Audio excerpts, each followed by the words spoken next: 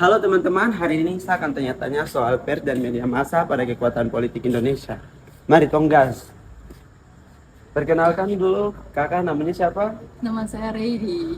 Oh baik, Kak Riri. Kakak tahu kan tidak pengertian pers dan media massa? Ya, media massa adalah sarana untuk menyebarkan sejumlah besar informasi kepada khalayak luas melalui surat kabar, televisi, radio, dan internet.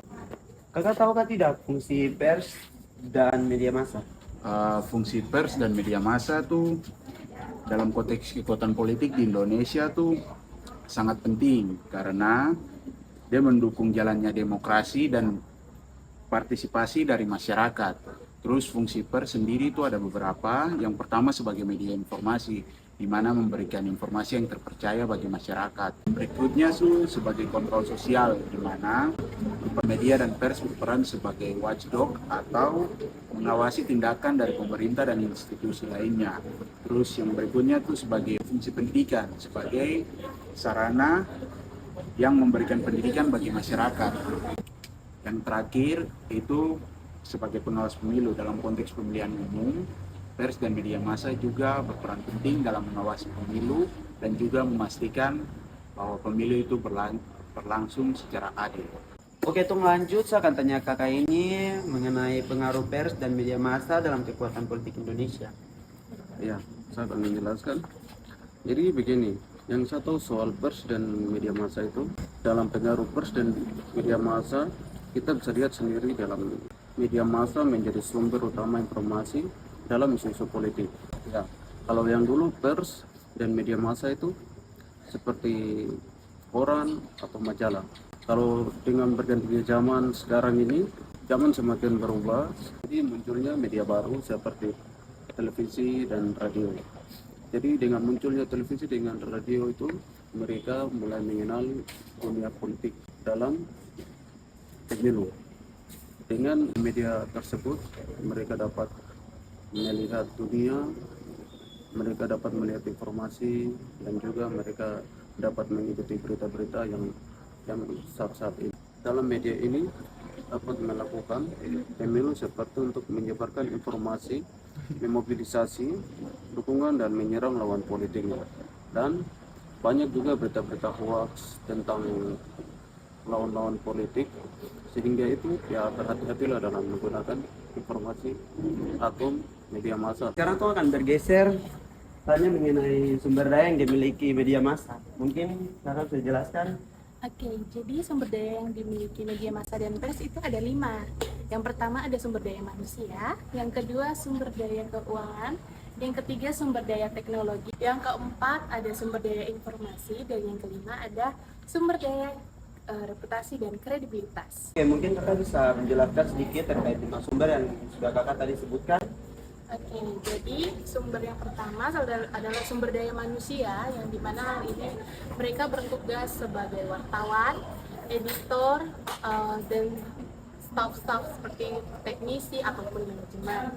Selanjutnya ada sumber daya keuangan, yang dimana pendapatan dari media massa ini, pendapatan utamanya itu dari seperti langganan channel ataupun penjualan konten serta iklan-iklan yang ditayangkan di televisi maupun media sosial lainnya.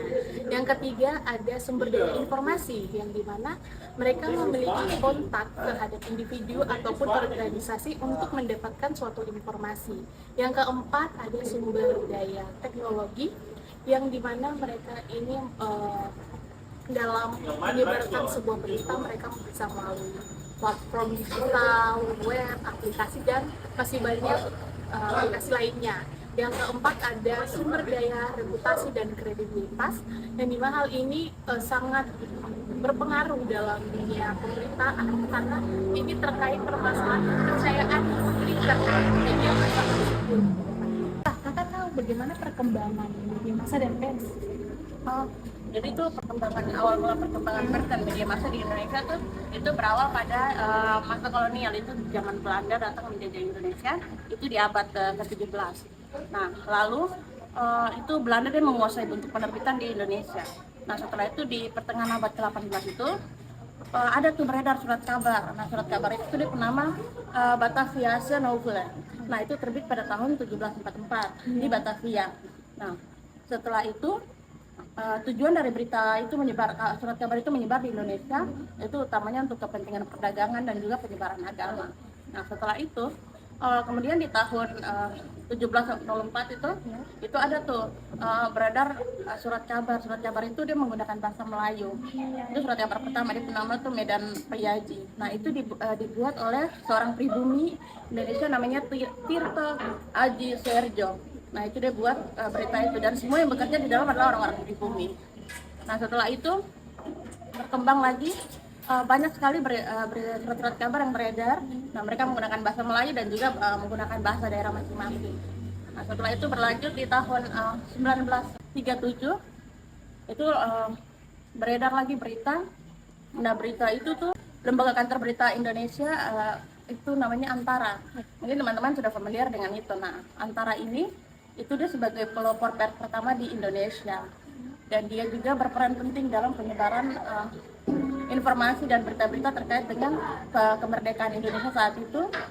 Setelah itu dengan berkembangnya ini Antara masih berdiri sampai saat ini, dan masih kantor Antara itu masih ada saat ini. Pers pasca kemerdekaan yang pertama RRI, Radio Republik Indonesia, yang didirikan pada tanggal 11 September 1945. Yang kedua, Persatuan Wartawan Indonesia atau PWI yang didirikan pada tanggal 9 Februari 1946 yang biasanya diperingati sebagai Hari Pers Nasional. Yang ketiga, pada masa demokrasi terpimpin, pers mengalami pembatasan. Yang keempat, di masa Orde Baru, kebijakan pemerintah tidak mendukung kebebasan pers. Yang kelima, memasuki era reformasi, kebebasan pers semakin diakui, disahkan oleh Undang-Undang Pers Nomor 40 Tahun 1999 untuk menjamin kebebasan pers di Indonesia. Yang keenam, saat ini pers dan media massa semakin beragam, mencangkup media massa, media cetak, televisi, dan radio.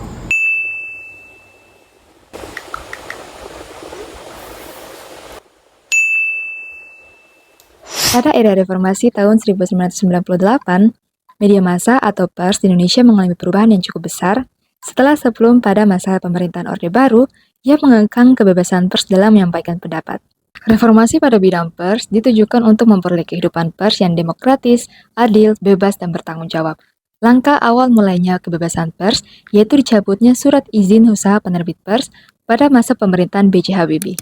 Pencabutan surat izin usaha penerbitan pers lama memunculkan berbagai perusahaan media baru, baik itu media cetak, radio, ataupun televisi, mulai menghadirkan suatu ekosistem pers yang bervariasi. Pada saat yang sama, setelah runtuhnya Orde Baru, Presiden B.J. Habibie mengeluarkan regulasi yang mengatur media atau peraturan perundang-undang sebagai pengganti peraturan sebelumnya yang mana menyimpang dari nilai Pancasila.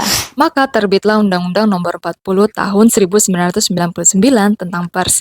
Kemudian, pada masa pemerintahan Gus Dur menggantikan Presiden B.J. Habibie, beberapa langkah lainnya seperti memberikan pers, kebebasan tanpa batas, serta pembubaran Departemen Penerangan yang mana diketahui memiliki pengaruh besar dalam menekan dan mengatur pers. Saat reformasi bergulir, masyarakat mulai menata kembali sistem demokrasi yang ideal, yang mana salah satunya adalah penegakan kebebasan pers dalam menyampaikan informasi sebagai suatu sistem demokrasi yang ideal. Dibuatnya regulasi dan peraturan agar pers sejatinya menjadi media informasi yang memberitakan kebenaran dan juga sebagai jembatan informasi baik antar masyarakat ataupun masyarakat dengan para pemimpinnya. Lanjut, mungkin kakak bisa memberikan contoh studi kasusnya. Contoh studi kasus yang dapat kita lihat terjadi pada pemilihan presiden di tahun 2014, di mana antara kandidat Joko Widodo dan juga Prabowo Subianto.